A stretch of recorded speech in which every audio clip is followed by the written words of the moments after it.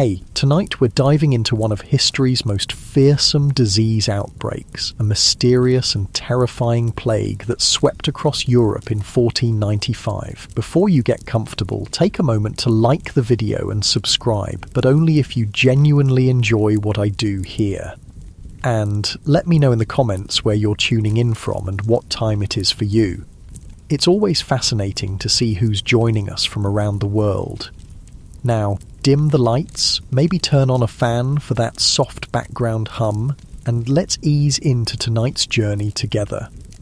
Congratulations, you've just woken up in Europe in the year 1495, a world teetering on the edge of change and chaos. The air is thick with the sense of wood smoke and humanity, a far cry from the fresh, sanitized world you're used to. The good news is that you're alive in a vibrant time of discovery, art, and exploration. The Renaissance is blooming across Europe, with brilliant minds like Leonardo da Vinci and Michelangelo creating masterpieces that will endure for centuries. The bad news? Well, you've been born right at the beginning of one of history's most terrifying disease outbreaks, a mysterious illness that will soon be spreading terror throughout the continent.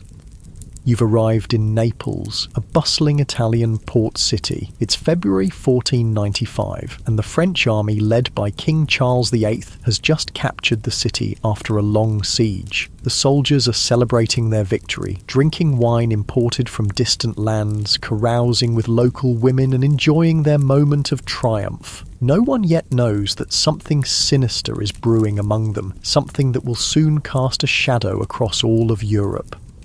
As you walk through the narrow streets of Naples, you notice the French soldiers everywhere. They're a motley group, not just Frenchmen, but mercenaries from all over Europe, Swiss pikemen, German landsknechts, Spanish swordsmen, and Italian crossbowmen. Charles VIII's army of 50,000 men is like a moving city, and they've brought their camp followers with them, cooks, servants, and prostitutes. The military victory has turned into a weeks-long celebration, with wine flowing freely and morals loosening by the hour. "Watch yourself around those soldiers," whispers a local woman selling bread as you pass by her stall. "They bring nothing but trouble." She spits on the ground for emphasis, then crosses herself. The locals are already growing weary of the occupying force, finding them crude and disrespectful. The soldiers seem healthy enough now, but soon some of them will develop strange sores that don't heal, followed by a rash across their bodies, bone-deep pain, and eventually, for many, disfigurement and death. What's brewing here will soon be called the French disease by the Italians, though other countries will name it after their enemies or neighbours. The Neapolitan disease, the Spanish disease, the Polish disease, depending on who they wish to blame. It's the outbreak of what we now know as syphilis, though that name won't be coined until 1530 by the Italian physician Girolamo Fracastoro. You've arrived at a pivotal moment in medical history. For centuries, scholars will debate whether Columbus and his crew brought this disease back from the Americas in 1493, or whether it had always existed in Europe in some form. The archaeological evidence from skeleton 1216, found at the Hull Friary site in England, suggests the disease may have been in Europe long before Columbus, perhaps as far back as the 1300s. But something has changed. Either a new strain has emerged, or an old disease has mutated into something more virulent and deadly. You decide to find lodging at a modest inn near the harbour, where sailors and merchants gather to exchange news from distant lands. The innkeeper, a stout man with a perpetual sheen of sweat on his forehead, shows you to a small room. It's basic, just a straw mattress on a wooden frame, a small table with a candle, and a chamber pot in the corner, but it's clean enough by medieval standards, which isn't saying much. "Food served below when the bell rings," he tells you. "We've got fresh fish today, brought in this morning. The French officers took most of it, but I saved some for paying guests." He gives you a conspiratorial wink. Later, in the common room downstairs, you find yourself seated near a group of sailors who claim to have sailed with Columbus on his voyages to the New World. They're telling tall tales of their adventures, each story more outlandish than the last. One of them, a weathered man with leathery skin and missing teeth, lowers his voice as he speaks. There's something not right with some of the men who returned, he confides to the group. Pedro, who was with us on the first voyage, he's got these sores that won't heal. Started on his private parts, you know? He makes a crude gesture. Now they're spreading, and the pain in his bones keeps him awake at night, screaming like a demon's got him. The others nod solemnly. Another adds, I've heard of others like that. They say it's because they lay with the native women there. You listen carefully, realizing you're hearing first-hand accounts of what might be the earliest European cases of this new disease. Whether it truly came from the Americas or was already present in Europe, the connection to Columbus's voyages will become firmly established in the popular imagination. As the weeks pass, you begin to notice changes in the city. There are whispers of a strange affliction spreading among the French troops. Some soldiers have developed painful sores, first on their genitals, then spreading across their bodies. They suffer terrible fevers and aches in their bones, especially at night. The local doctors are baffled. By July 1495, the political situation has changed. An alliance of Italian princes, led by Ludovic Sforza, defeats Charles VIII at the Battle of Fornovo, forcing the French king to retreat. As the French army disperses, its soldiers, many now carrying the mysterious disease, return to their homes all across Europe, unwittingly becoming the vectors of a continent-wide epidemic. You decide to leave Naples and travel north to Rome, hoping to witness the great works of art being created there. The journey is arduous. Medieval travel means walking or riding a horse or donkey along poorly maintained roads, always wary of bandits. You join a merchant caravan for safety, sleeping under the stars or in roadside inns of varying quality. As you travel, you hear more stories of the strange disease that's spreading from Naples. Everywhere, it seems to follow in the wake of returning soldiers. In Rome, you find the city in a state of anxiety. Pope Alexander VI, the controversial Borgia Pope, has issued warnings about the new disease, which is already affecting members of his court. In August 1495, the Holy Roman Emperor Maximilian III makes a proclamation that nothing like this disease has been seen before, and declares it a punishment from God for blasphemy. The religious authorities are quick to frame the outbreak in moral terms, divine retribution for sinful behaviour, particularly sexual impropriety.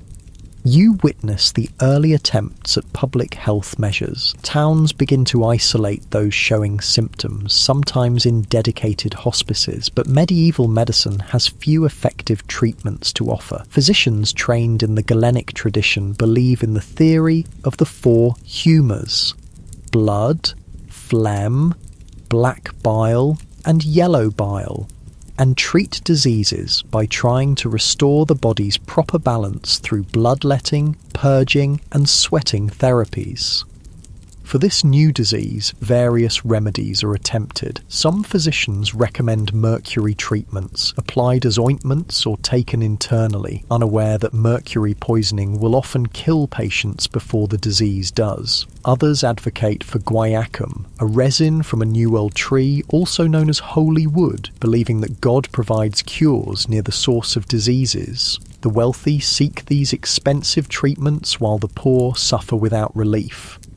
In the markets and public squares, you observe how quickly fear and stigma take hold. Those with visible symptoms are shunned. People whisper that it's a disease of the immoral, the sexually deviant, those who have sinned against God. Yet you notice that it affects people from all walks of life, from the common prostitute to the nobleman, from the soldier to the priest.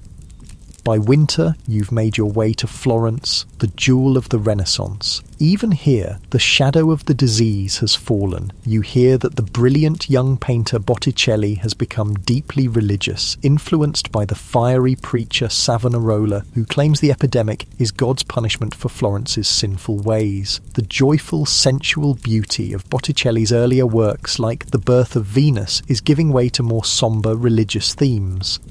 In Florence, you manage to find work as an assistant to a physician. Dr. Lorenzo Benevieni is unusual among doctors of his time. He performs autopsies to understand the inner workings of the body and the effects of disease, an approach that puts him at the forefront of the emerging scientific method.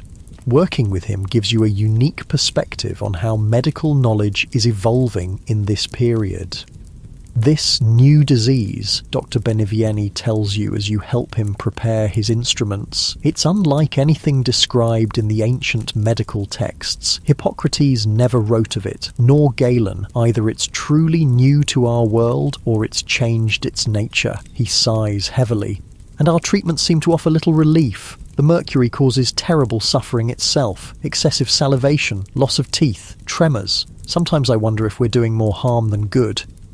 You assist him as he examines patients afflicted with the disease. The progression is terrible to witness. In the early stage, a painless sore appears, usually on the genitals. It heals on its own, giving false hope. Then, weeks later, a rash appears, often covering the entire body, accompanied by fever, fatigue, and aches.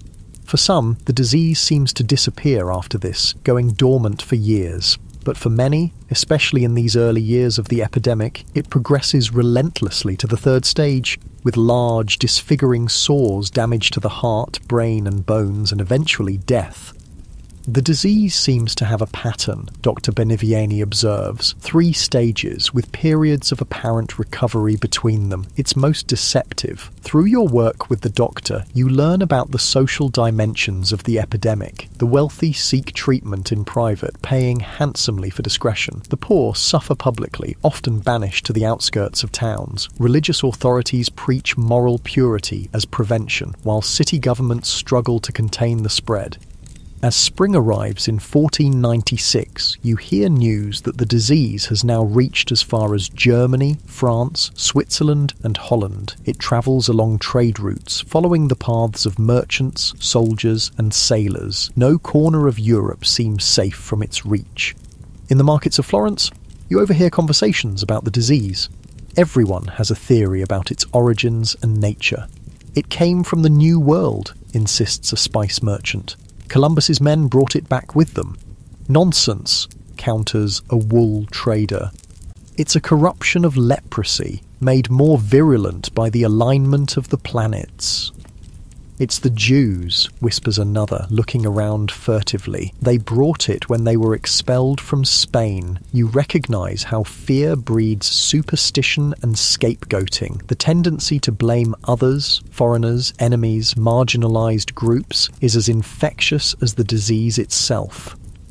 The year 1497 brings news that the epidemic has reached Britain and Scotland. By now, physicians across Europe are documenting the disease with increasing accuracy. In 1498, Joseph Grinpeck, a German scholar, publishes one of the first detailed descriptions, writing that the disease is so cruel, so distressing, so appalling that until now nothing so horrifying, nothing more terrible or disgusting has ever been known on this earth. Working with Dr. Benevieni has given you insights into how medical knowledge evolves in response to new challenges. The epidemic is forcing physicians to question ancient authorities and trust their own observations. You're witnessing the early stirrings of what will eventually become the scientific revolution. By 1499, the disease has become endemic across Europe. Reports suggest it has reached Scandinavia, Hungary, Greece, Poland, and Russia. European voyagers have carried it as far as Calcutta in India. It seems no place is untouched. During your time in Renaissance Europe, you've observed how differently the disease affects various communities. In port cities like Naples and Venice, where sailors and prostitutes mix freely, the spread is rapid. In isolated rural villages, it might arrive with a returning soldier or merchant, then slowly work its way through families and neighbours. The fear of the disease changes social behaviours. There's greater suspicion of strangers, less hospitality for travellers. Sexual mores tighten, at least publicly. Yet human nature remains constant. People still seek pleasure and connection, even knowing the risks. In the summer of 1500, 5 years after the first major outbreak in Naples, you find yourself in Venice, that magnificent city of canals and commerce. The Republic of Venice, always pragmatic, has instituted some of Europe's most advanced public health measures. The Venetian Senate has appointed health magistrates who inspect ships, impose quarantines, and regulate prostitution in attempts to control the spread of disease. On the Rialto Bridge, watching the gondolas glide beneath, you reflect on what you've witnessed, a continent transformed not just by a disease, but by its response to that disease. You've seen how the epidemic has influenced art, religion, medicine, and social structures. You've observed both the worst of human nature, the fear, blame, and stigmatization, and the best, the courage of healers, the solidarity of communities, the resilience of the human spirit. As night falls over the lagoon, the lamplighters move through the city, bringing points of brightness to the gathering darkness. It strikes you as an apt metaphor for the human response to any calamity, the determination to create light, to find understanding, to forge ahead, even in the most frightening circumstances. And so you settle in for the night in your rented room overlooking a small canal, listening to the gentle lapping of water against stone, pondering what the coming years will bring as Europe continues to grapple with this mysterious and frightening disease, unaware that it will remain a scourge for centuries to come, shaping history in ways both subtle and profound.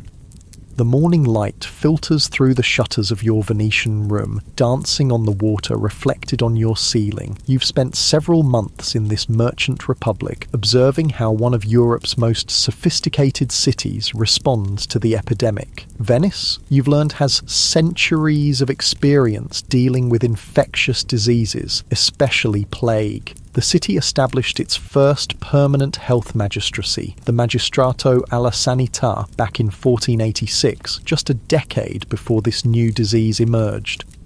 The Venetian approach is impressively systematic. Ships arriving at the port must display a clean bill of health or remain isolated at anchor for 40 days. The practice called quarantina, where our word quarantine comes from. The city maintains a lazaretto, an isolation hospital on a separate island where the infected can be treated away from the general population. It's a harsh but effective system.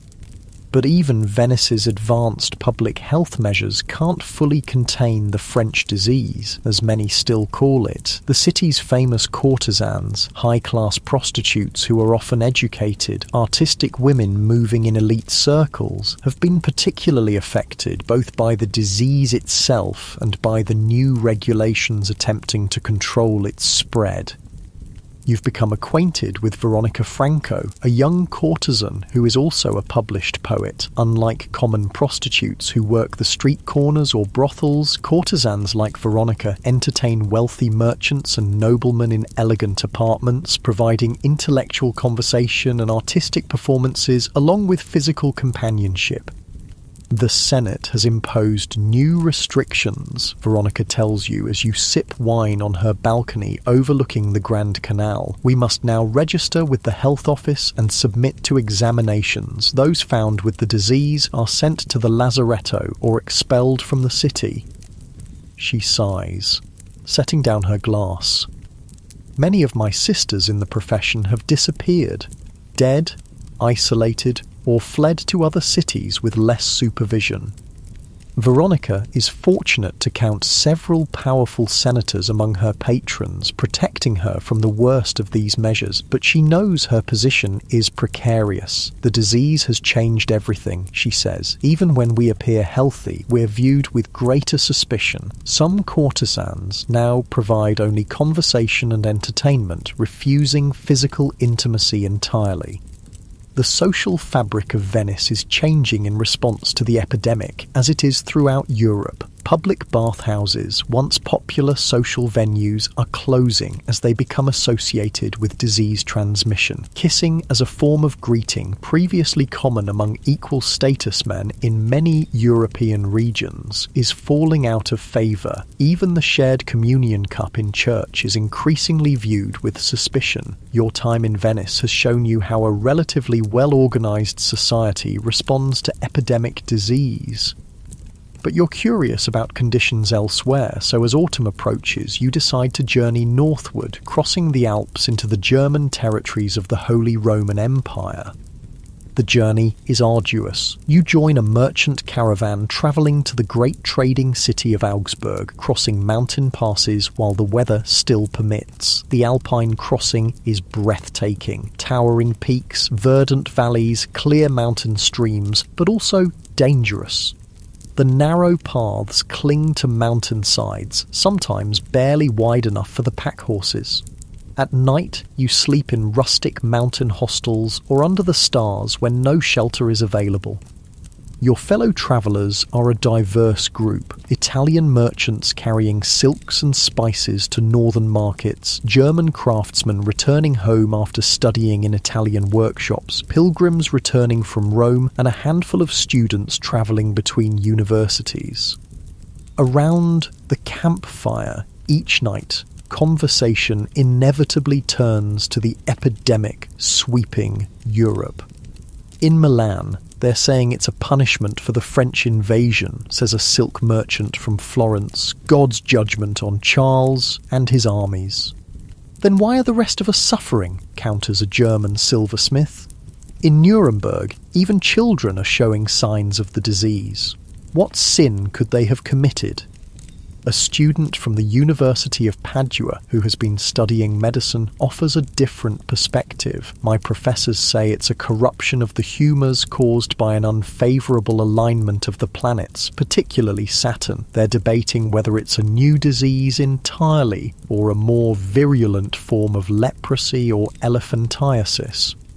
You listen to these theories, reflecting on how humans struggle to make sense of calamity, grasping for explanations that fit their understanding of the world. The religious see divine punishment, the educated look to classical medical theories and astrology, the xenophobic blame foreigners or marginalised groups. Few have the tools or perspective to understand the true nature of infectious disease. After nearly 2 weeks of travel, your caravan descends from the mountains into the rolling countryside of southern Germany. The landscape is a patchwork of forests, fields, and small villages clustered around the spires of parish churches. Autumn has painted the forests in brilliant oranges and golds, a stark contrast to the more subtle palette of the Italian landscape you've left behind. You reach Augsburg as the first snow flurries announce winter's approach. This wealthy imperial free city is a centre of banking and commerce, home to powerful merchant families like the Fuggers and Welsers who finance kings and emperors. Its wide streets and substantial stone buildings speak of prosperity and order, but even here the shadow of the epidemic looms. Outside the city gates you pass a newly established hospice for those suffering from the French disease. The afflicted sit or lie in the weak autumn sunshine, their faces and bodies marked by the characteristic sores. Some call out for alms as you pass. Within the city, you find lodging at an inn catering to merchants and travellers. The innkeeper, Herr Müller, is a voluble man eager to share the local news and gossip. As he shows you to your room, considerably more comfortable than most of your recent accommodations, with a feather bed and small hearth, he explains the city's response to the epidemic. The city council has banned those with the disease from public bathhouses and barbershops, he tells you. The Guild of Surgeons has been tasked with examining suspected cases. Those found infected must wear a special marking on their clothes and stay out of taverns and markets. Herr Müller lowers his voice conspiratorially. Even Jakob Fugger's nephew was sent away to their country estate when he showed signs of the disease. Money can't protect you from God's judgment. Jakob Fugger, known as the Rich, is perhaps the wealthiest man in Europe. A banker and merchant whose financial empire stretches across the continent. That even his family has been touched by the epidemic underscores its indiscriminate nature.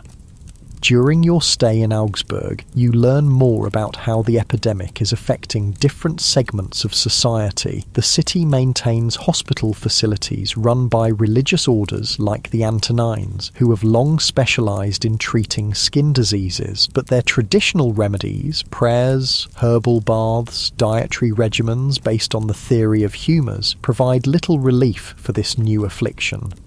For the wealthy, physicians prescribe mercury treatments, administered as ointments, pills, or through fumigation therapy, where the patient is exposed to mercury vapour. These treatments cause profuse salivation, which is seen as the body expelling the disease. What the doctors don't realise is that these symptoms, along with the tremors, gum disease, and neurological problems many patients develop, are actually signs of mercury poisoning. The cure is often worse than the disease, comments Dr. Adalbert Heim, a city physician you meet through the innkeeper's connections. I've seen patients lose their teeth, their hair, their minds from these mercury treatments, yet we have little else to offer except palliative care.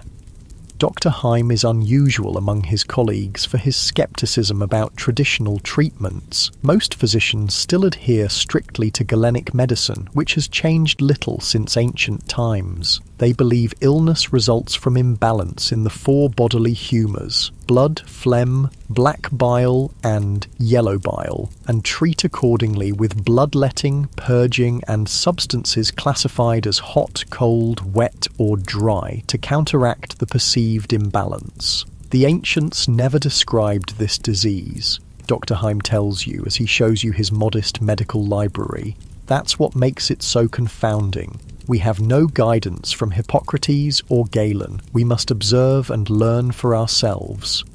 This empirical approach, learning through observation rather than relying solely on ancient authorities, represents the leading edge of medical thinking in this period. It will eventually blossom into the scientific revolution, but for now it remains the minority view. As winter deepens, you witness how the rhythm of life in northern Europe adapts to the harsh season. The days grow short, with darkness falling by mid-afternoon. Streets empty as people retreat indoors. Families gather around hearths, burning precious fuel to keep warm. The fortunate have stores of food to last until spring: salted meat, dried fish, root vegetables, and preserved fruits. The poor subsist on dark bread and whatever they can afford at the increasingly expensive winter markets.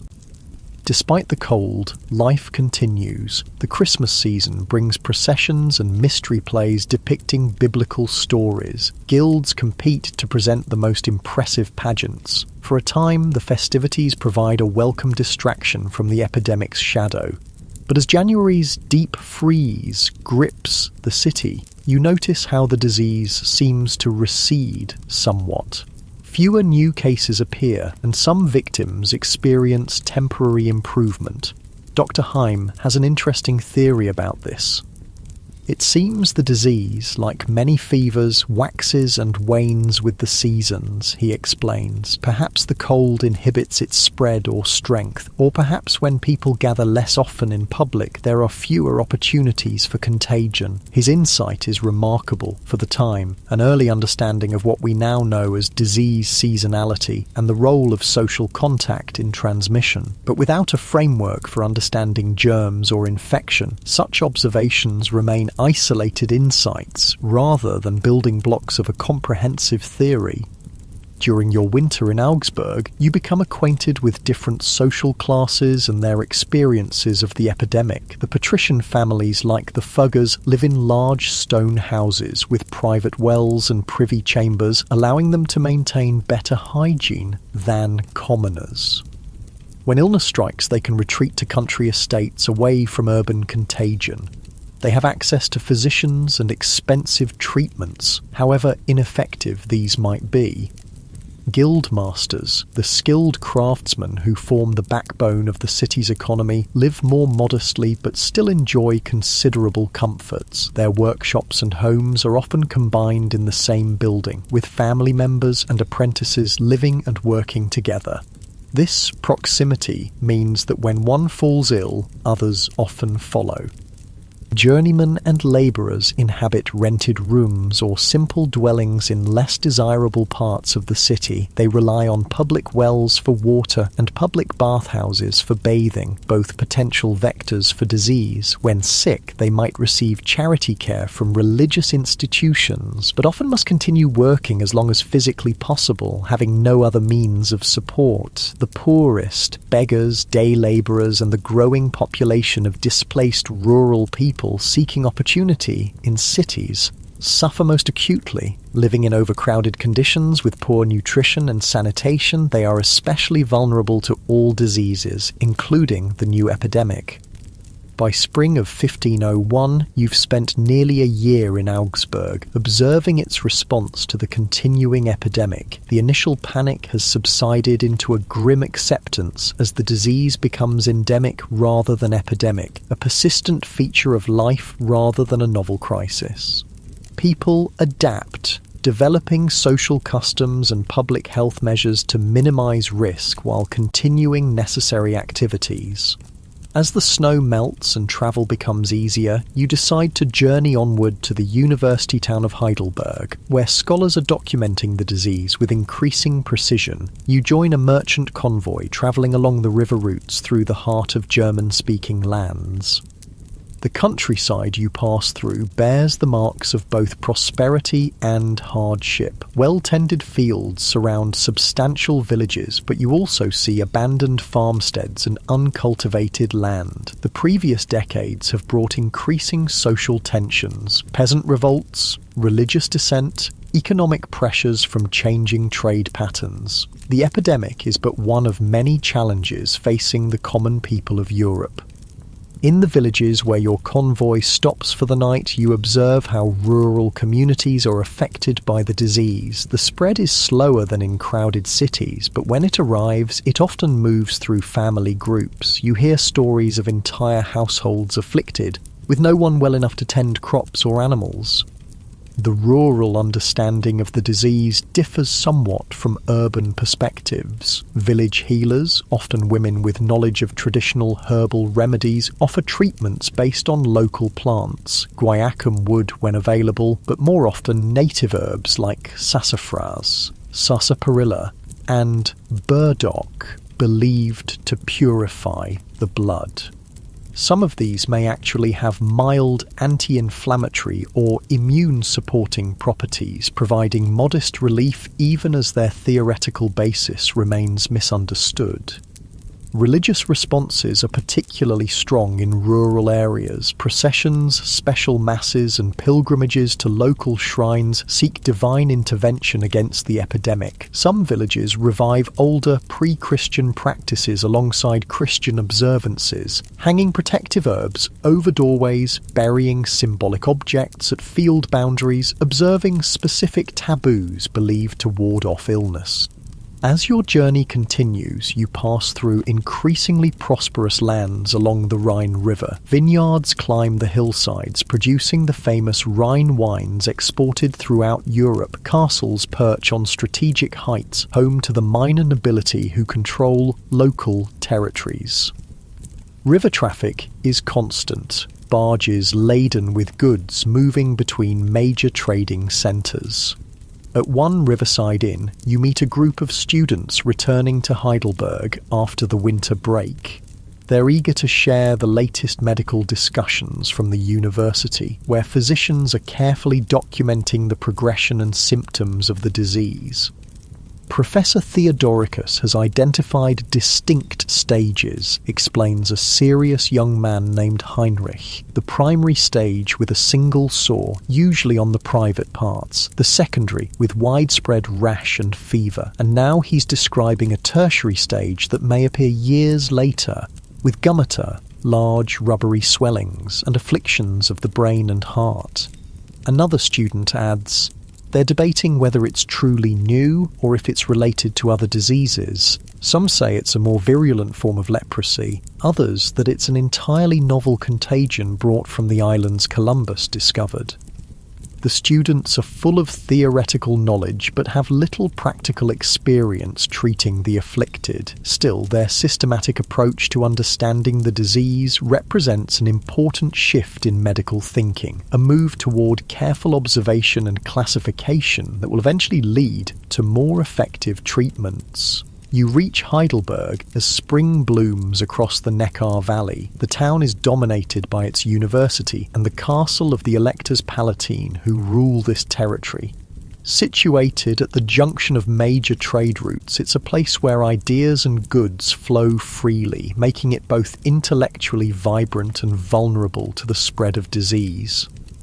The university attracts scholars from across Europe, creating a community more cosmopolitan than the surrounding region. In its lecture halls and disputations, the latest theories about the epidemic are debated with intensity. But for all their learning, the professors have few effective treatments to offer those suffering in the town below their ivory tower.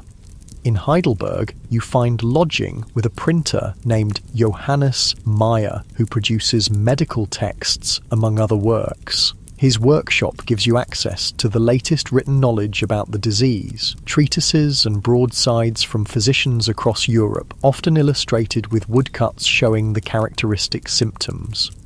These sell quickly, Herr Meyer tells you, showing a pamphlet titled On the French Disease and Its Remedies by a Spanish physician. Everyone seeks information, hoping to protect themselves or find relief for afflicted family members. The printer introduces you to Dr. Alexander Seitz, a physician who has written extensively on the epidemic. Dr. Seitz has developed a theory that the disease passed from animals to humans through improper sexual contact, a misguided but interesting attempt to explain its origins. The moral degradation of our time has invited this scourge, Dr. Seitz tells you solemnly. God permits such evils when men stray from natural law. His explanation blends emerging medical observation with traditional moral and religious frameworks, typical of this transitional period in scientific thought. Through your discussions with scholars and physicians in Heidelberg, you gain a clearer picture of how medical understanding is evolving in response to the epidemic. The traditional Galenic system, based on the four humours, is being stretched to accommodate a disease that doesn't fit neatly into its categories. Some practitioners are beginning to question aspects of the ancient wisdom, while still working largely within its framework. By summer 1501, reports from across Europe indicate that the epidemic continues unabated, though perhaps with decreasing virulence. The disease remains widespread, but fewer victims seem to progress to the most severe stages within a short time frame. Whether this represents a change in the disease itself or increased immunity in the population remains unclear to contemporary observers. As you reflect on your journey through epidemic-stricken Europe, you recognise how profoundly this disease is shaping society. Beyond the obvious physical suffering, it has transformed social norms, influenced art and literature, challenged medical traditions, reinforced religious interpretations of illness, and altered intimate behaviours. Like the Black Death before it, this epidemic will leave an indelible mark on European culture and consciousness. On a warm evening, you sit in the garden of a Heidelberg tavern with a group of students and scholars discussing the future. Despite the continuing presence of the disease, there's a cautious optimism among these educated young men. They speak of new discoveries, new lands, new ideas breaking free from the constraints of medieval thought. "We live in an age of wonders and terrors," says a young scholar of astronomy. "Columbus finds new worlds across the ocean. The Turks press against our eastern borders. Strange diseases emerge, old certainties crumble, yet knowledge grows. Perhaps our children will understand what we can only question." His words capture the paradox of this pivotal moment in history, a time of both unprecedented crisis and remarkable advancement. As darkness falls and lanterns are lit around the garden, you ponder what coming years will bring as Europe continues to grapple with this mysterious disease that has so quickly become embedded in its medical, social and cultural landscape. Your time in Heidelberg has been enlightening, but as autumn approaches in 1501, you feel drawn to continue your journey. France calls to you, the kingdom whose soldiers first brought widespread attention to the disease that now bears their name in much of Europe.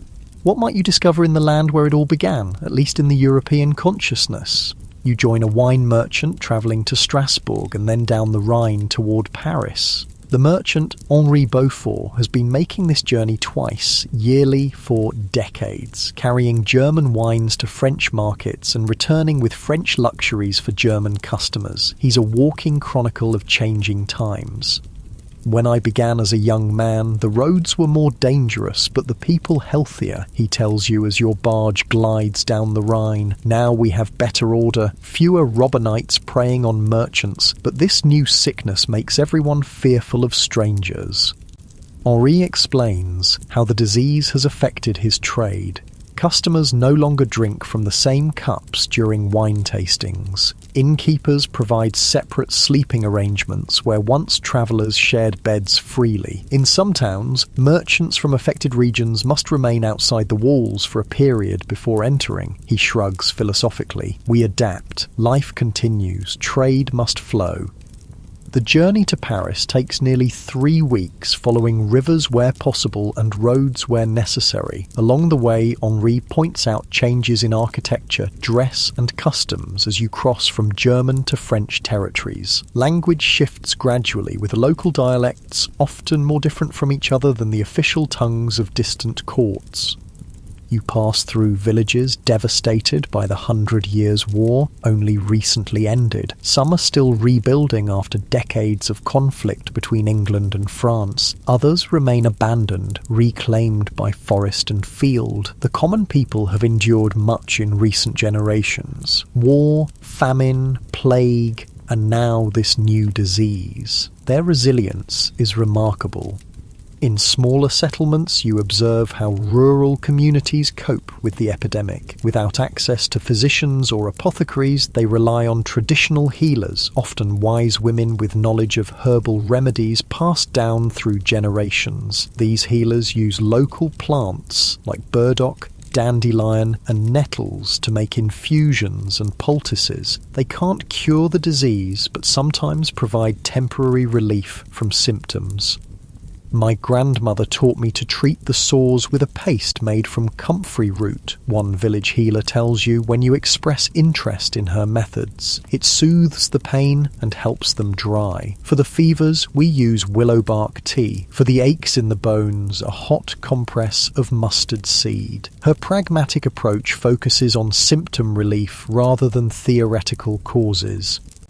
Religious practices offer another response to the epidemic. In one village, you witness a procession honouring St. Roch, patron saint of plague and infectious disease. Villagers carry candles and relics through the streets, stopping at homes where the sick lie suffering. Priests offer blessings and last rites. Despite the limited physical benefit, these rituals provide psychological comfort and maintain community solidarity in the face of suffering. As you approach Paris, the countryside grows more densely populated and prosperous. Fields are well tended, villages larger and more frequent. The royal road is busy with travellers, merchants, pilgrims, nobles with their entourages, royal messengers on urgent business. At night, you stay in progressively better inns, catering to this steady traffic. Paris announces itself from afar, a haze of smoke hanging over clustered spires and towers. Unlike Italian cities with their defensive walls, Paris has outgrown its fortifications, sprawling beyond the old boundaries into surrounding fields. It's one of Europe's largest cities, home to perhaps 100,000 souls crowded into narrow streets and multi-storey buildings. You part ways with Henri, who is headed to the wine merchants' quarter, and find lodging near the University of Paris. The Latin Quarter, as it's known, buzzes with students and scholars speaking the international language of learning. Booksellers, copyists and stationers cluster around the university, supplying the tools of intellectual trade. Taverns overflow with young men arguing philosophy, theology and increasingly medicine.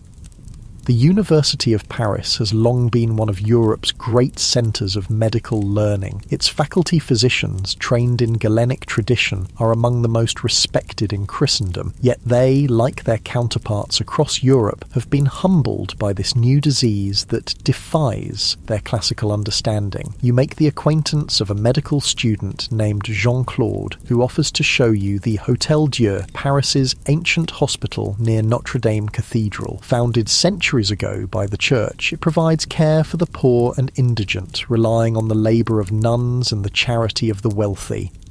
The Hôtel Dieu is a sobering sight. Long wards house dozens of patients, often with 2 or 3 to a bed. The air is thick with the smells of sickness, unwashed bodies and herbal remedies. Nuns move efficiently between beds, offering food, drink and basic care. Physicians make rounds once daily, examining patients briefly and prescribing treatments based on humoral theory, bloodletting for those deemed too hot and wet, warming substances for those too cold and dry.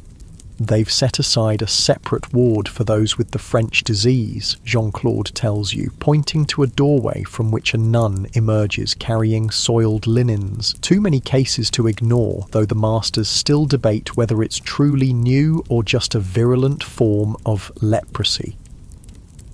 Later, over wine in a student tavern, Jean-Claude explains the current medical thinking at the university. The faculty is divided. The traditionalists insist Galen's system can explain all diseases. They see the French disease as a corruption of the humours caused by an unfavourable celestial alignment and perhaps bad air. But some younger physicians argue it's something entirely new, requiring new approaches.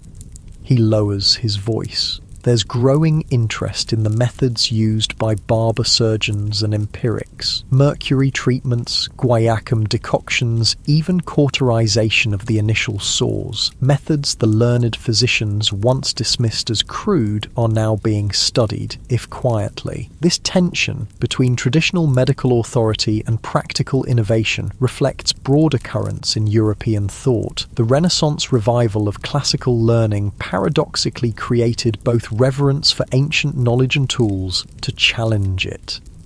As you've witnessed throughout your journey, this epidemic is accelerating that process, forcing practical innovation even while theoretical frameworks lag behind. During your stay in Paris, you explore the city's response to the epidemic at various social levels. The royal court under Louis XV has been touched by the disease. Rumours suggest several courtiers have been quietly sent to country estates to recover or die out of public view. The king's physicians recommend preventative measures, moderate living, avoidance of excessive food and drink, limited sexual contact, and regular bathing in herb-infused water. The nobility and wealthy merchants can afford private care and the most expensive treatments. An apothecary near the fashionable Marais district shows you his stock of exotic remedies, guaiacum wood imported at great expense from the New World, mercury preparations, herbal compounds, with ingredients from as far as China and India. These cost more than a labourer might earn in months, accessible only to the privileged few. For the great lords we prepare special remedies they can take discreetly, the apothecary confides, pills containing gold leaf and pearl powder said to purify noble blood. Do they work? Who can say? But they satisfy those who believe their blood is different from common folk. The middle classes, guildmasters, prosperous merchants, university graduates seek treatment from licensed physicians and reputable apothecaries. They can afford mercury treatments and some imported remedies, though often in less elaborate formulations than the nobility receive. They follow physician recommendations about diet, bathing and lifestyle, having both the knowledge and means to modify their behaviours. The working poor rely on barber surgeons, who are more affordable than physicians. These practitioners have limited formal education but substantial practical experience. They lance sores, apply topical remedies, perform bloodletting, and administer mercury treatments in less refined forms. Their approach is hands-on and results-oriented, with little concern for theoretical explanations. For the destitute, only charity offers hope of treatment. Religious orders and wealthy benefactors support institutions like the Hôtel Dieu. Some parishes maintain small hospices for their sick poor. The care is basic: clean bedding, regular meals, prayer, and simple treatments, but represents the only option for many victims. What strikes you most is how the epidemic crosses social boundaries while responses to it reinforce them. The disease affects all classes, but experience of it remains profoundly unequal. The wealthy suffer privately with the best available care, the poor suffer publicly with minimal assistance. After several weeks in Paris, you decide to venture into the countryside of northern France. Reports suggest the disease is particularly widespread in Normandy, where many soldiers from the Naples campaign originated. You hire a horse and join a party of cloth merchants travelling to Rouen, once a stronghold of English occupation during the long war, now returning to prosperity under French rule.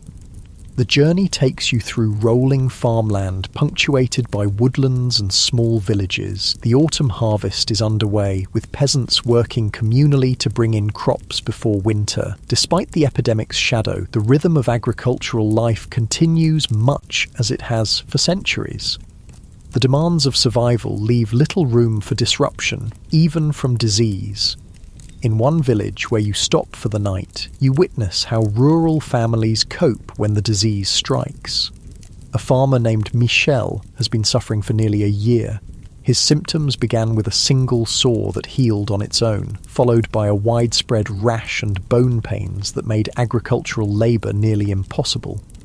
My neighbours helped with the planting and will help with the harvest, he tells you, as he sits by his cottage door, too weak to join the work in the fields. Without them, my family would starve. Next year, God willing, I'll do the same for whoever needs aid. Michael's wife has prepared a bath of herbs gathered from the surrounding countryside, comfrey, chamomile, and others you don't recognise. It eases his pain for a time, she explains. The travelling barber gave us a mercury ointment, but it made him worse. His gums bled and his hands shook so badly he couldn't hold a cup. This pattern repeats across the countryside, communal support filling gaps left by inadequate medical care, practical experience leading to rejection of treatments that cause more harm than good. Without formal knowledge, rural communities are developing their own understanding of the disease through painful trial and error.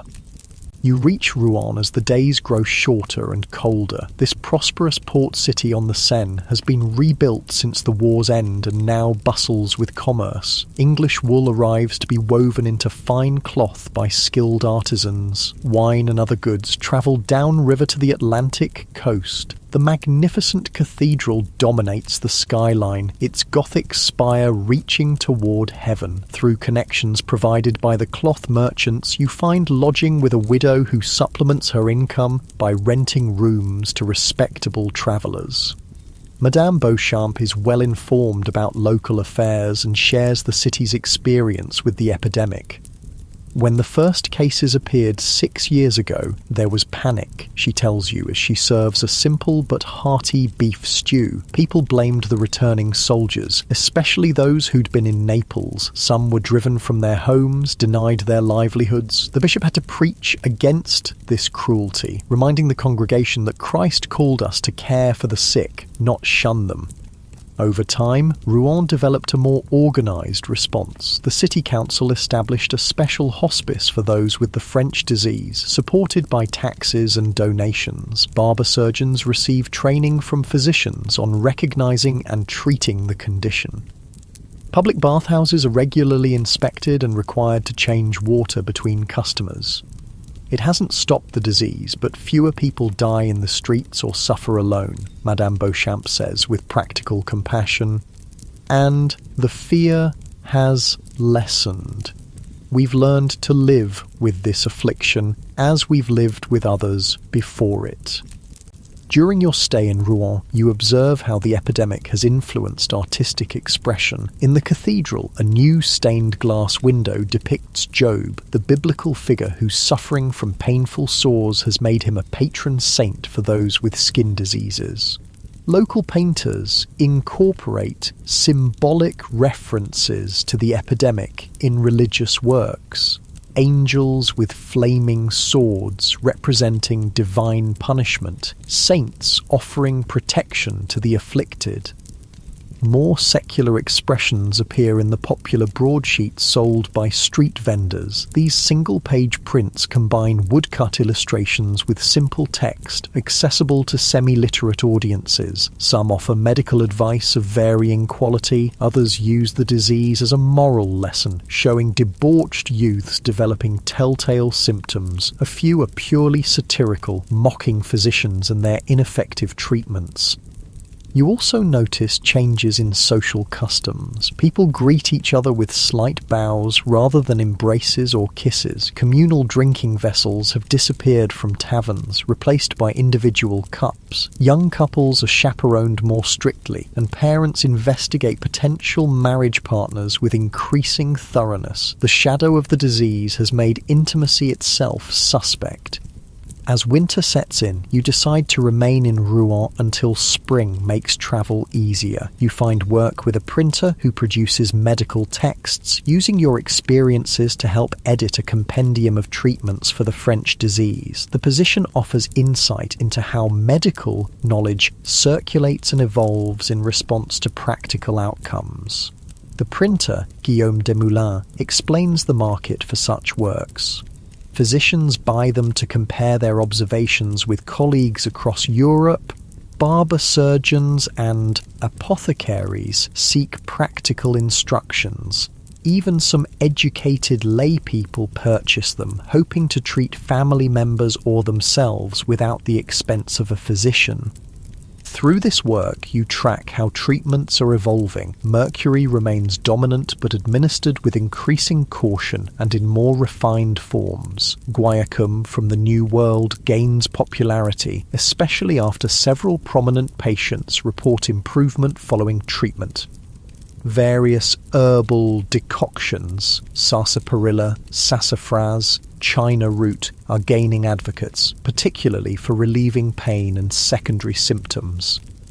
The most interesting reports come from physicians who combine approaches, Guillaume tells you. Those who use mercury more sparingly, alternating with herbal remedies and careful attention to diet. They claim better results than those who rely on a single method. This emerging empirical approach, learning through systematic trial and observation rather than theoretical deduction, represents an important shift in medical thinking. Though practitioners don't fully understand why certain treatments help or harm, they're beginning to develop more nuanced protocols based on observed outcomes. During the long winter evenings, you join discussions at a local tavern frequented by physicians, apothecaries, and other educated professionals. Their conversations reveal how the epidemic is influencing broader intellectual currents.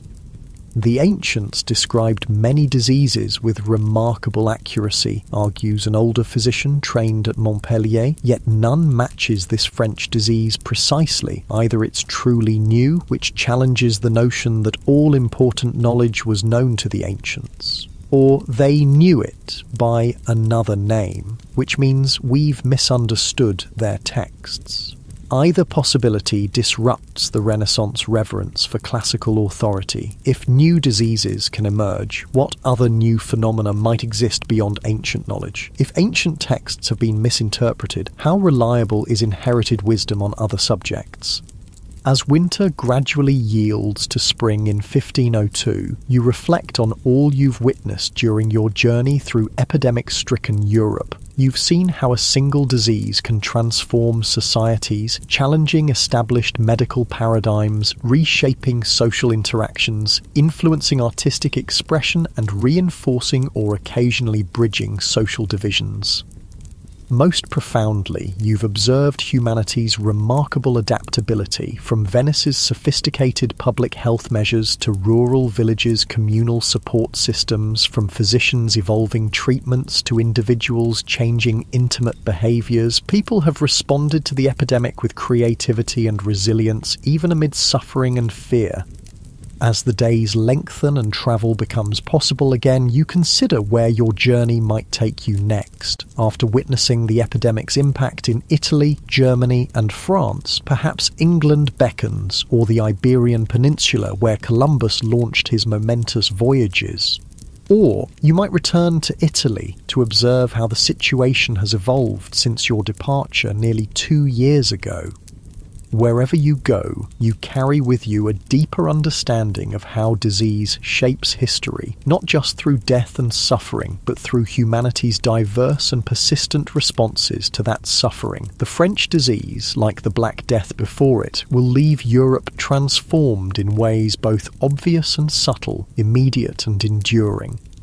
With spring warming the Norman countryside, you decide that England will be your next destination. The disease reached the island kingdom around 1497, and you're curious to see how this somewhat isolated nation has responded to the epidemic. In Rouen's busy port, you secure passage on a wool merchant's vessel bound for London, bidding farewell to Madame Beauchamp and the printer Guillaume, whose hospitality made the winter months both comfortable and enlightening. The Channel crossing is mercifully smooth. You've heard tales of terrible storms that can turn this narrow sea into a death trap for unwary sailors. Still, the small ship pitches and rolls enough to keep most passengers confined to the deck, faces tinged green with seasickness. You manage better than most, earning the respect of the English captain. First time I took this route was 30 years ago, Captain Thomas tells you as he shares a cup of ale, back when King Edward still sat on England's throne. Since then, I've seen 3 kings come and go, Edward, Richard, and Henry, and now young Henry VIII has just taken the crown.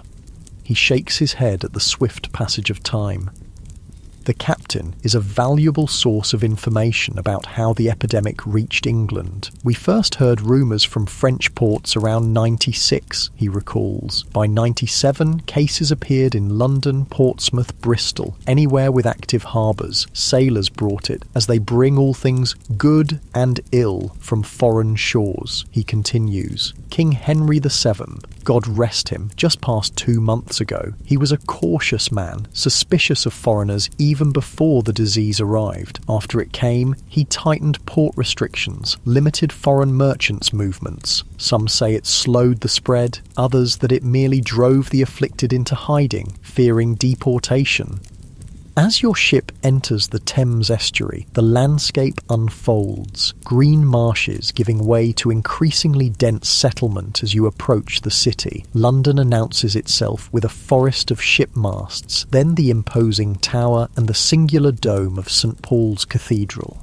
Hundreds of small boats dart across the river like water insects, carrying people and goods between shores. You disembark at a bustling wharf, instantly surrounded by the clamour of commerce. Porters shouting offers to carry baggage, vendors selling hot pies and ale, customs officials examining cargo. The smell of the river mingles with wood smoke, roasting meat, brewery vapours, and the indefinable scent of thousands of humans living in close proximity. England feels both familiar and foreign after your time on the continent. The language shares roots with German but sounds entirely different. Architecture shows Norman influences but with distinctive English elements. Fashion seems a season or two behind Paris, with slight variations that mark it as uniquely English. Through Captain Thomas's recommendation, you find lodging at the Tabard Inn in Southwark, across the river from the city proper. This ancient establishment is known for hosting pilgrims travelling to Canterbury, immortalised in Chaucer's famous tales written a century earlier. The innkeeper, Master Baxter, is a third-generation host full of stories about famous guests and London's changing fortunes. "My grandfather welcomed Chaucer himself," he boasts, though you suspect the timeline doesn't quite support this claim. "And my father saw Jack Cade's rebellion come right past our door. Me, I've seen the sweating sickness take thousands, and now this French pox making its rounds." Master Baxter proves a valuable guide to London's response to the epidemic. The city's governance is complex. The Crown, the City Corporation, the parishes and the guilds all hold overlapping authority. This creates a patchwork approach to public health. Less centralised than Venice's systematic measures, but more organised than rural responses you've witnessed. The mayor ordered examinations of bathhouses and stews, Master Baxter explains, using the English term for brothels. Many were closed, especially here in Southwark, where the Bishop of Winchester licensed them for centuries. The city physicians advised against shared cups and bedding.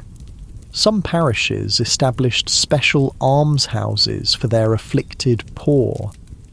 You learn that London, unlike some continental cities, has no designated hospital for those with the French pox. Instead, existing institutions, St Bartholomew's, St Thomas's, and various parish infirmaries, have adapted to accommodate the growing number of cases. Treatment varies depending on a patient's means and connections. Over the coming days, you explore London's medical landscape. Through a letter of introduction from Guillaume the printer, you meet Dr. Thomas Lineker, one of England's most prominent physicians. Recently returned from Italy, where he studied at Padua, Lineker represents the new Renaissance learning-taking route in England. "Our medical knowledge lags behind Italy's," he admits as he shows you his impressive library. "But we're advancing quickly. I've translated several Greek medical texts previously unavailable in England. King Henry VIII has shown interest in establishing a college of physicians to regulate practice and raise standards." Dr. Lineker's approach to the French pox reflects his humanist education. We must return to original Hippocratic principles, careful observation, detailed case histories, attention to environmental factors. The Arab commentators and medieval schoolmen obscured much of this wisdom. You inquire about specific treatments employed in England. Lineker sighs. Much the same as elsewhere. Mercury remains the primary recourse, though I advise more moderate application than most. Guaiacum from the Indies shows promise, especially for alleviating bone pains. Some colleagues report success with China root and sarsaparilla. More revealing is Lineker's candid assessment of mercury's limitations. I've documented numerous cases where the treatment causes worse symptoms than the disease: excessive salivation, tremors, loss of teeth, confusion. Yet patients demand it, believing stronger reactions indicate more effective medicine. It's difficult to persuade them otherwise. This tension between patient expectations and physician observations highlights the challenges of medical progress. Popular understanding lags behind emerging knowledge, with patients often preferring dramatic treatments with visible effects over gentler approaches, regardless of outcomes. Through your connection with Lineker, you gain access to St Bartholomew's Hospital, one of London's oldest charitable institutions. Founded in the 12th century, Bart's has evolved from a monastic infirmary to a substantial hospital serving London's poor. The dissolution of the monastery still lies in the future, so religious brothers and sisters continue to provide much of the nursing care.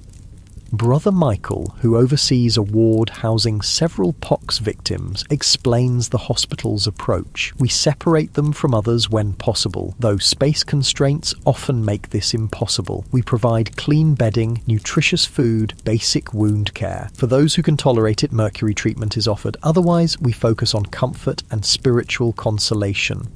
The ward is sobering, a long room with beds lining both walls, each containing 1 or 2 patients in various stages of illness. The air carries the distinct odour of disease mingled with herbal remedies and the smoke from a central hearth. Attendants move between beds, changing dressings, offering drinks, emptying waste vessels.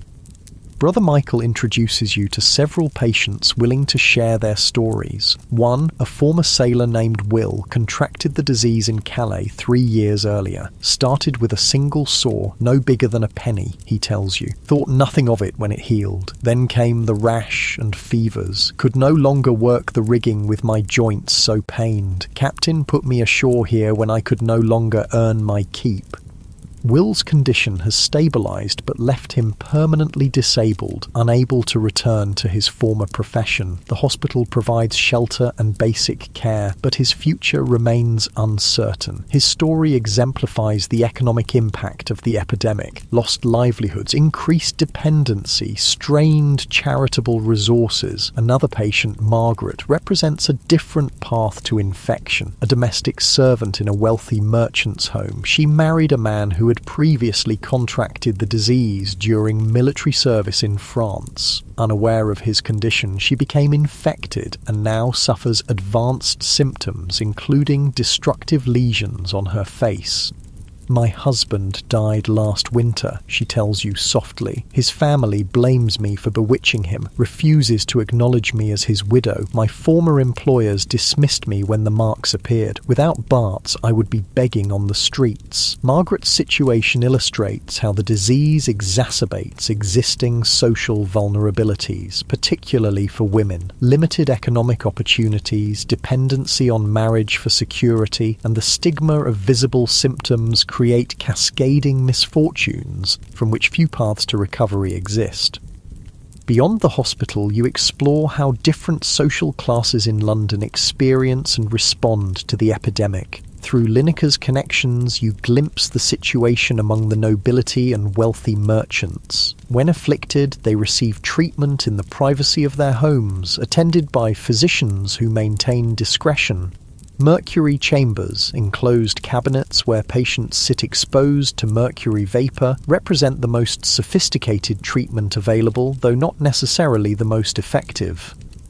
London's substantial middle class, guild masters, successful merchants, lawyers and other professionals follow physicians' preventative advice more diligently than most. They modify behaviours, improve personal hygiene, avoid suspected transmission routes. When ill, they can afford moderate treatment without the extravagance of the nobility. The working poor, apprentices, journeymen, labourers, small shopkeepers, rely on barber surgeons and apothecaries for affordable care. Self-treatment with herbal remedies purchased from market vendors is common. Those with guild affiliations may receive support from these organisations when unable to work, providing a crucial safety net absent for many others. For the destitute, beggars, orphans, disabled, elderly without family support, only parish charity or institutions like Bart's offer hope of care. Many suffer and die in the streets or crowded tenements, their cases unrecorded, except in parish burial registers showing increased deaths from consumption or simply fever. Distinct from continental cities, London's response includes uniquely English elements reflecting its social and political structures. Parish vestries, local governing bodies overseeing church affairs and poor relief take primary responsibility for their afflicted residents rather than centralising care. Guilds provide support for members and their families, creating occupationally based safety nets. The City Corporation, London's municipal government, focuses on regulation and prevention rather than direct treatment. After several weeks in London, you venture into the English countryside, curious how rural communities are faring. You travel with a cloth merchant visiting wool producers in the Cotswolds, a region of rolling hills and prosperous market towns where sheep farming has created considerable wealth. The pastoral landscape appears idyllic, stone villages nestled in green valleys, fields divided by dry stone walls, sheep grazing on hillsides. Yet even here the epidemic has reached, though with less intensity than in densely populated London. In Cirencester, a substantial market town where your merchant companion has business, you meet the local barber surgeon, Master Simons. His practice serves the town and surrounding villages, providing everything from haircuts to tooth extractions, bloodletting to setting broken bones. Cases of the French pox are increasingly common among his patients. First appeared about 4 years ago, he tells you in his shop, where razors and surgical tools hang on the wall alongside dried herbs and alchemical equipment. A wool merchant returned from London with the telltale signs. Since then, I've treated perhaps 24 cases, mostly men who travelled to cities for business or pleasure. Master Simons's treatments reflect practical experience modified by limited access to exotic remedies. Mercury I use sparingly, too easy to poison the patient. I prefer a salve of my own devising for the sores containing comfrey and honey for the bone pains, willow bark decoction.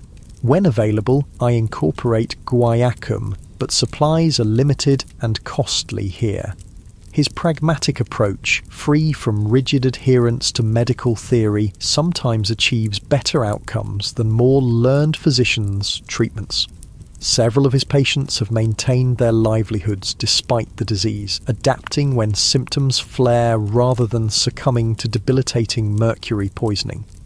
Through Master Simons, you meet local families affected by the epidemic. The Coopers, John, a wheelwright, his wife Anne, and their 3 surviving children demonstrate the disease's impact on family structures. John contracted the pox in Oxford 2 years earlier and unwittingly infected Anne. Their youngest child, born after infection, shows signs of congenital transmission, curved leg bones and notched teeth. We manage as we can, Anne tells you as she continues her household tasks, despite visible discomfort.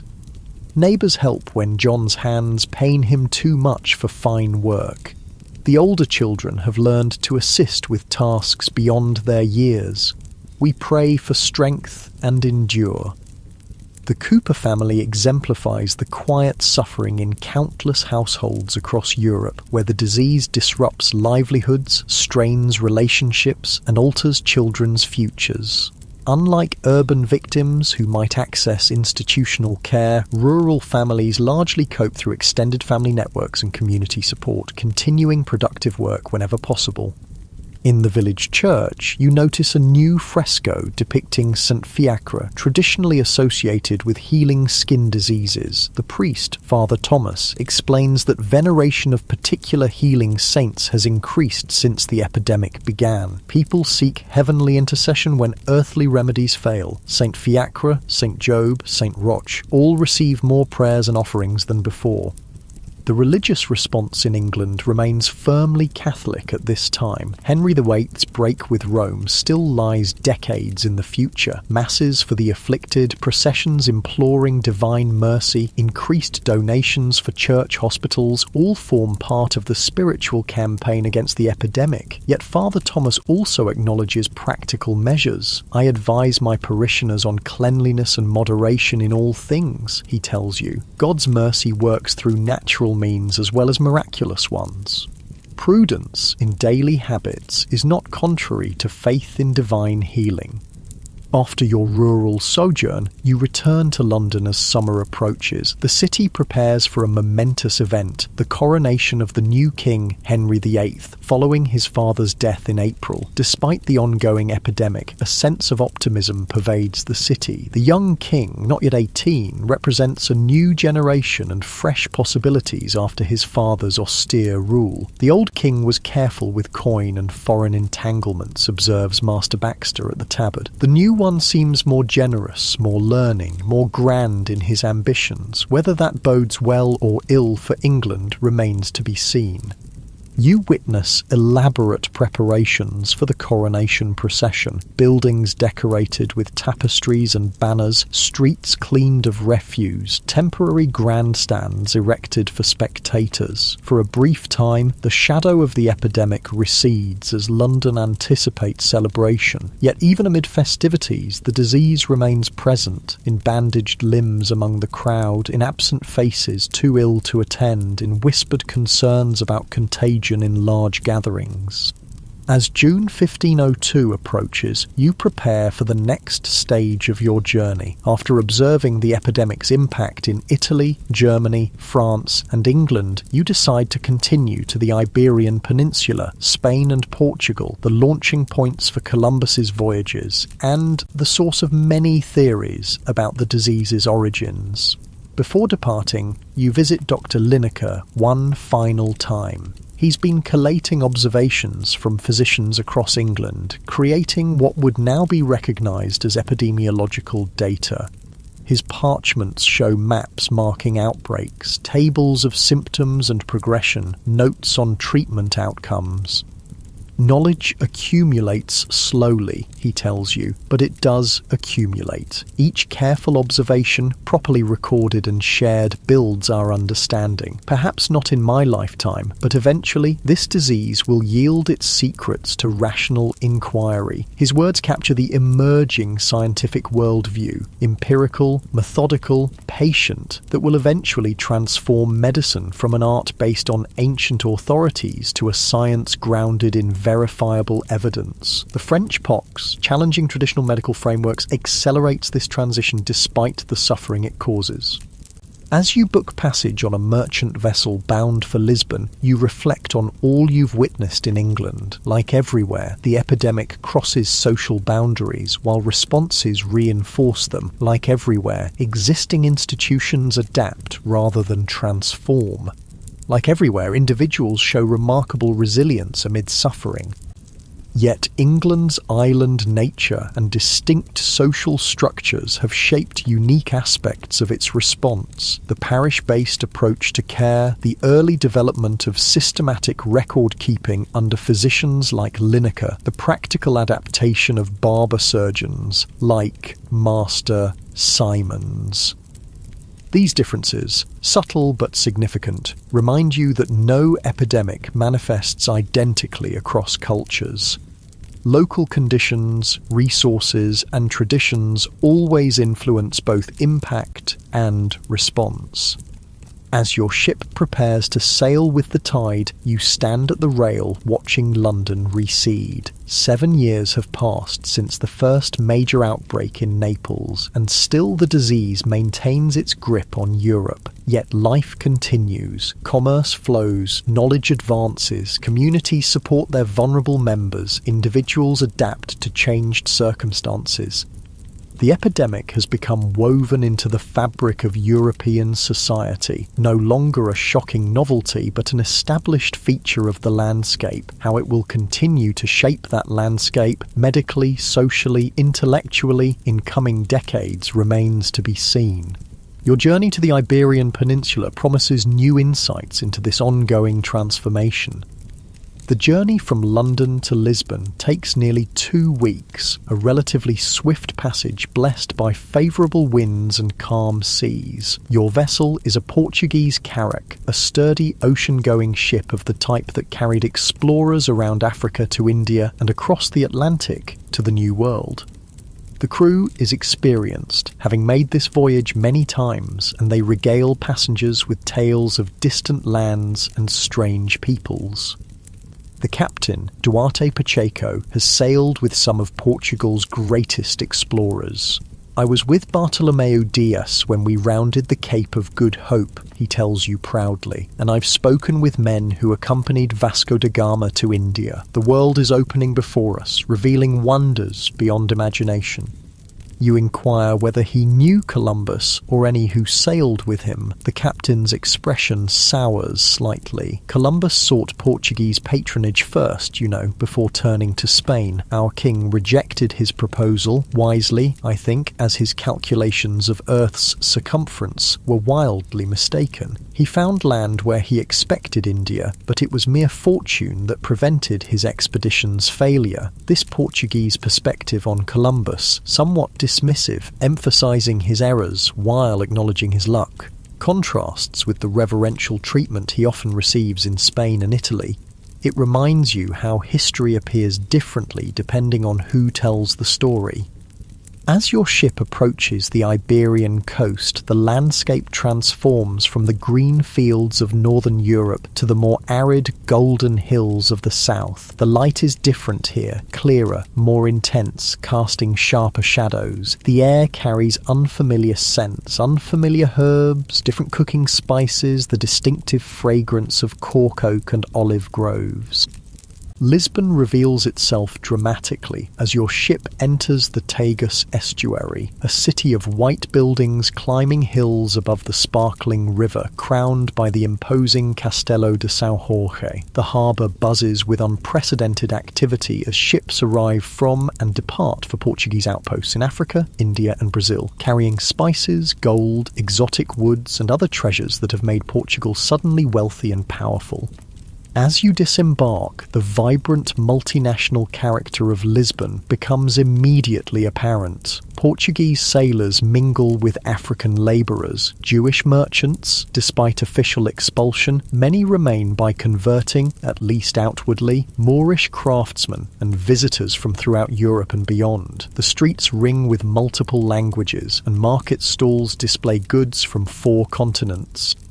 You find lodging in the Alfama district, the oldest part of the city, where narrow, winding streets climb the hillside. Your host, Senora Cardoso, is a widow who supports herself by renting rooms to respectable travellers. Her late husband was a carpenter who worked on ships for the East India trade, and their modest home contains curiosities he brought back. Carved ivory from Africa, patterned textiles from India, exotic shells from distant shores. Senora Cardoso proves an invaluable guide to Lisbon's experience with the French disease, which Portuguese physicians were among the first to connect with Columbus's voyages. It appeared here around 1496, she tells you, first among sailors and those who frequented the waterfront taverns and brothels. Many blamed it on our African and Indian ventures, but soon the connection to the Spanish discoveries across the Atlantic became widely accepted. The Portuguese response to the epidemic has been influenced by the nation's trading empire and historical circumstances. As a seafaring power with colonial outposts, Portugal has greater exposure to diverse diseases but also access to potential remedies from around the world. The Reconquista, the centuries-long Christian reconquest of the Iberian Peninsula from Islamic rule, only concluded in 1492, leaving behind a multicultural medical tradition incorporating European, Islamic and Jewish knowledge. Through Senora Cardoso's connections, you meet Dr. João Rodrigues, a physician trained at the University of Coimbra, who has treated numerous cases of the disease among Lisbon's elite. He receives you in his consulting room, where shelves hold jars of medicinal substances from around the Portuguese Empire, herbs from Brazil, minerals from Africa, botanical preparations from India. What makes Portuguese medicine distinct is our global perspective, he explains. While physicians in Paris or London rely primarily on European and Mediterranean pharmacopoeia, we incorporate remedies from Africa, India, and now the Americas. This broader arsenal offers more options for treating novel diseases. Dr. Rodrigues describes Portugal's early adoption of guaiacum wood from the New World as a treatment. Our ships began bringing it directly from Brazil around 1498, earlier than most European nations received it. This gave us considerable experience with its effects. It seems to provide relief for many patients, particularly for the bone pains and skin lesions, though it rarely affects a complete cure. More interesting is his integration of traditional remedies from Africa and India into treatment protocols. From our West African territories, we've obtained herbs that indigenous healers use for similar symptoms. From India, compounds based on herbs like turmeric and neem show promise in reducing inflammation. We don't fully understand how these work, but careful observation confirms beneficial effects in many cases. This pragmatic, globally informed approach represents the cutting edge of Renaissance medicine, willing to experiment with diverse traditions while beginning to apply systematic observation to evaluate outcomes. The Portuguese Maritime Empire, bringing together medical knowledge from 4 continents, creates unique conditions for such innovation.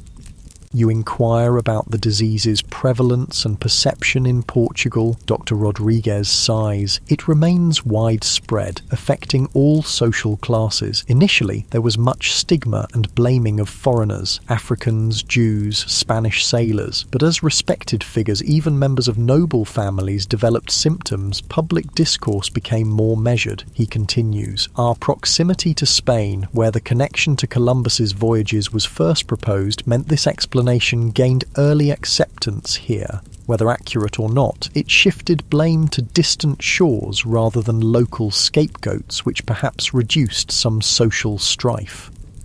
During your time in Lisbon, you observe both similarities and differences in how various social groups experience the epidemic compared to other European nations. The nobility and wealthy merchants, as elsewhere, receive private treatment and can afford expensive imported remedies.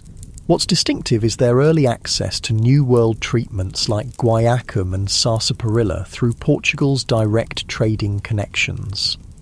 The urban middle classes, guild members, government officials, prosperous shopkeepers follow medical advice similar to their counterparts in Northern Europe. Moderate living, improved hygiene, cautious intimacy. Their treatment options include both traditional European remedies and more affordable versions of exotic imports. For the working poor and sailors, Lisbon offers several hospitals founded during the previous century's plague epidemics, now adapted to treat the new disease. The largest All Saints Royal Hospital, established by King Juan II in 1492, has wards specifically for those with the French disease. Treatment focuses on basic care, dietary management, and affordable herbal remedies rather than expensive mercury or imported substances. Most distinctive is Lisbon's substantial population of African slaves and free black residents brought from Portuguese colonies in West Africa, Congo, and Angola. Their experience of the epidemic reveals the intersection of disease with racial hierarchy and colonialism. When afflicted, enslaved individuals receive only basic treatment determined by their economic value to owners rather than medical need. Free black residents face discrimination at hospitals and from practitioners despite officially equal access to care. After 2 weeks in Lisbon, you decide to continue to Seville, the heart of Spain's American enterprise and the city most directly connected to Columbus and his voyages. The overland journey takes you through Portugal's eastern provinces and into the Spanish region of Andalusia, a landscape of olive groves, vineyards, and fortified hill towns bearing witness to centuries of frontier warfare between Christian and Islamic states. You travel with a merchant caravan, the safest option for crossing this sometimes lawless borderland. Your companions include Portuguese traders carrying Asian spices to Spanish markets, an Italian diplomat bound for the Spanish court, and several academics travelling to Seville's prestigious university. Around evening fires, conversation inevitably turns to the great transformations of the age, geographical discoveries, religious tensions, and the mysterious disease that has shadowed these developments. Columbus opened a new world to us, argues a young Spanish scholar, but perhaps unleashed forces we scarcely comprehend. New lands, new peoples, new wealth, and new afflictions. God's design in this remains obscure. The timing alone establishes the connection, adds a physician from Coimbra. The disease appeared in Barcelona within months of Columbus's return. His sailors visited brothels upon landing, and soon the first cases emerged precisely in those districts. The Italian diplomat offers a different perspective, yet excavations in my country have uncovered skeletons showing signs of the disease from well before Columbus sailed. Perhaps it existed in both worlds, and only now has found conditions to flourish. These debates, heated yet informed by growing empirical evidence, exemplify the intellectual ferment of the early 16th century. Traditional authorities and explanations face challenges from new observations and experiences. The epidemic itself, defying classical medical categories, accelerates this questioning of inherited knowledge. You reach Seville as summer heat intensifies, the mighty Guadalquivir River providing welcome relief for the city. Seville in 1502 stands at the centre of Spain's American enterprise. All ships to and from the newly claimed territories must pass through its port, and the Casa de Contratación, House of Trade, established here that very year administers the emerging colonial system.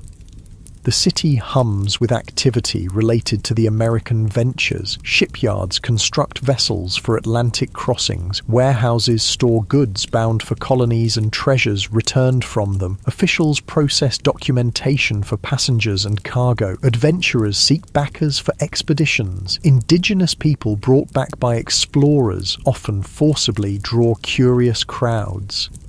Through a letter of introduction provided by Dr. Rodriguez in Lisbon, you gain access to Dr. Francisco López de Villalobos, physician to the Spanish royal court and author of the first detailed medical treatise on the disease published in Spain. You meet him at the university, where he occasionally lectures despite his primary duties to the monarchy. I titled my work On the Contagious and Accursed Disease of the French, he tells you with a wry smile, following the custom of naming it after one's traditional enemies, but I believe we Spaniards must accept some responsibility for its presence in Europe, if indeed it came from Hispaniola with Columbus's men.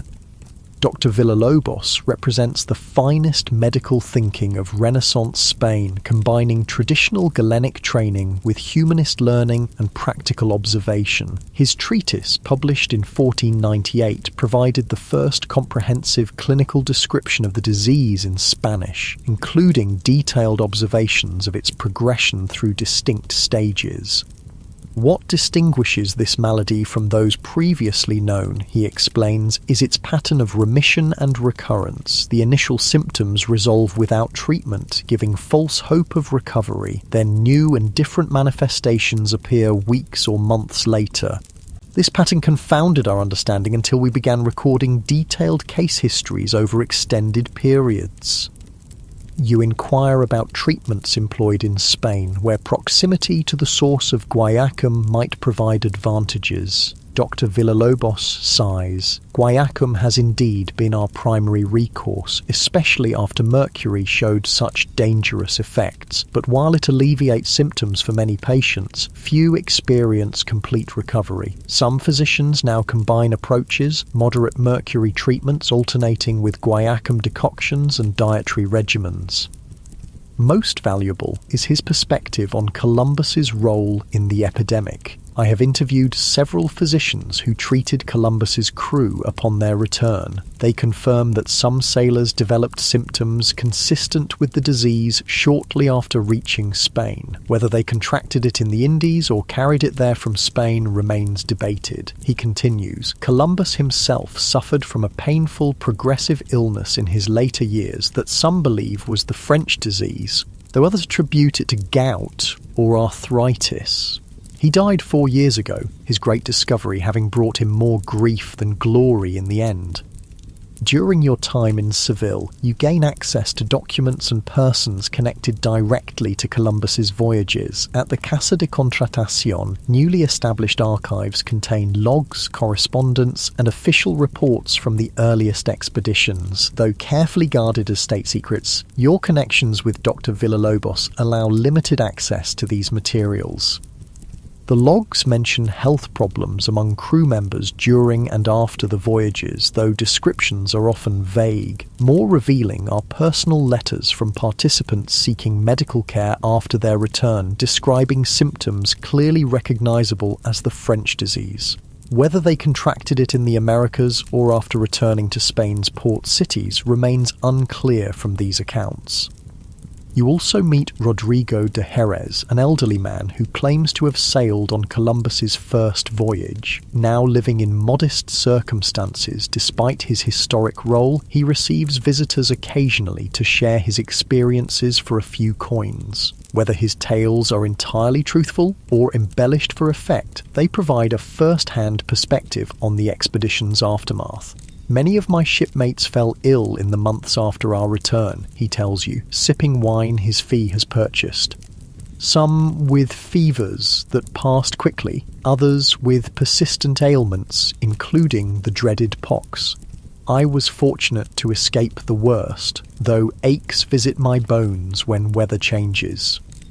He describes primitive medical practices observed among indigenous Caribbean peoples, some of which were adopted by desperate European settlers. They used the bark and leaves of certain trees to make infusions for skin ailments. Some colonists found these more effective than our own remedies. Eventually, these treatments found their way back to Spain as the guayacum wood, now sold at such high prices.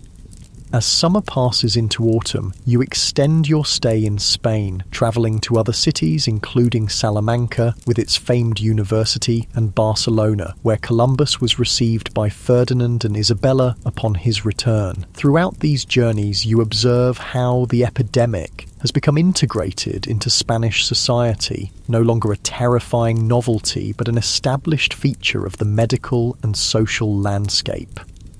By 1502, 7 years after the first major European outbreak, the disease has transformed from acute epidemic to chronic endemic presence. The initial panic has subsided, replaced by systematic adaptation. Medical protocols, though still largely ineffective, have become standardized. Social responses, from hospital wards to preventive regulations, have been institutionalized. Religious interpretations have evolved from seeing the disease as unprecedented divine punishment to incorporating it into existing frameworks of sin and redemption. As winter approaches, you prepare for your return journey, having travelled through much of Western Europe, observing the epidemic's impact and evolving responses. Your experiences in the Iberian Peninsula have provided crucial perspective on the disease's possible origins and earliest European manifestations, complementing observations from Italy, Germany, France, and England. Before departing, you visit the magnificent Seville Cathedral, where Columbus's son Diego will eventually be entombed, though Columbus himself will be buried in Valladolid, then moved multiple times in death as in life. The massive structure, still under construction after replacing a mosque demolished following the Christian reconquest, symbolizes the transformative era you've witnessed, a world simultaneously expanding through exploration and contracting through shared afflictions. The journey home gives you time to reflect on all you've observed about how societies respond to epidemic disease.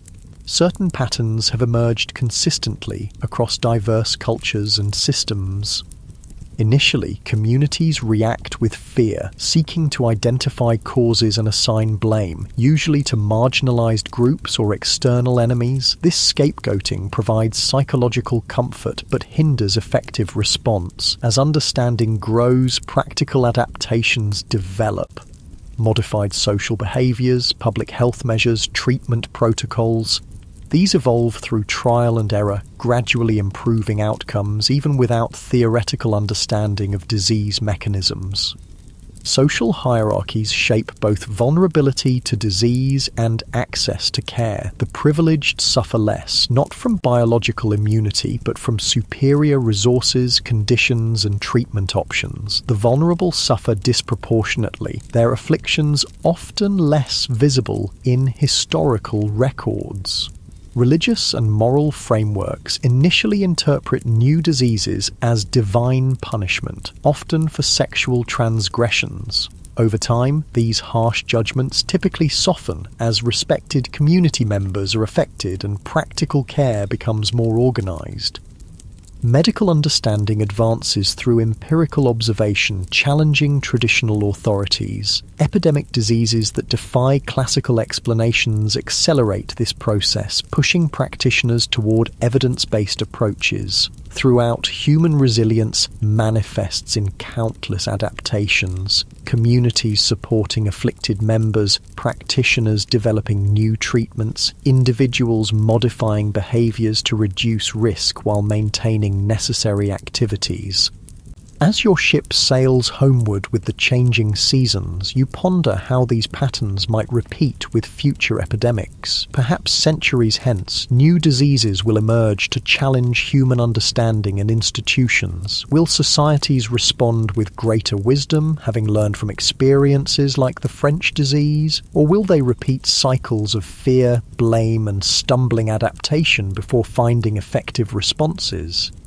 You know now that the disease labelled variously as French, Neapolitan, Spanish, or simply the Great Pox will continue its devastating course for centuries to come. Not until 1905 will the causative organism Treponema pallidum be identified. Not until the 1940s will effective antibiotic treatment become available. Countless lives will be affected in the intervening centuries. Some ended prematurely, others lived in suffering, still others shaped by caring for the afflicted or developing treatments.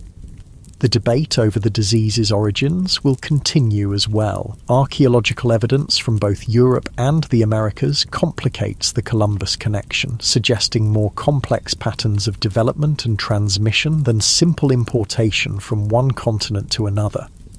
The mutation of related treponemal diseases from non-venereal to venereal forms may have occurred independently in multiple locations as social conditions changed. What remains clear from both historical accounts and modern understanding is how profoundly epidemic diseases shape human societies, not just through direct suffering and death, but through transformed social relations, institutional responses, medical developments, and cultural expressions. The French disease permanently altered European perspectives on sexuality, approaches to public health, development of hospitals, and countless other social dimensions. As your journey concludes, you carry this deeper understanding of how humans and diseases co-evolve, each shaping the other through complex interactions. The syphilis epidemic of Renaissance Europe, for all its suffering, contributed to medical advances, institutional development, and social adaptations that would eventually reduce its impact. This pattern, crisis-driving innovation, suffering-spurring response, offers perhaps the most hopeful perspective on humanity's ongoing struggle with infectious disease.